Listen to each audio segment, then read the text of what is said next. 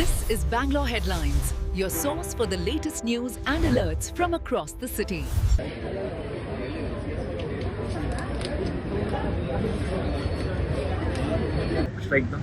ಇವತ್ತಿನ ಕಾವೇರಿ ಹೋರಾಟದ ಉದ್ದೇಶ ಯಾವುದೇ ಕಾರಣಕ್ಕೂ ನಾವು 3.5 ಕ್ಯೂಸೆಕ್ಸ್ ನೀರನ್ನ ತಮಿಳುನಾಡಿಗೆ ಬಿಡೋದಿಲ್ಲ. ಯಾಕಂದ್ರೆ ಕುಡಿಯಕ್ಕೆ ನಮಗೆ ನೀರಿಲ್ಲ. ಇಲ್ಲಿ ಮಳೆಯ ಅಭಾವದಿಂದ ಡ್ಯಾಮ್ಗಳೆಲ್ಲ ಖಾಲಿ ಆಗ್ತಾ ಇದೆ.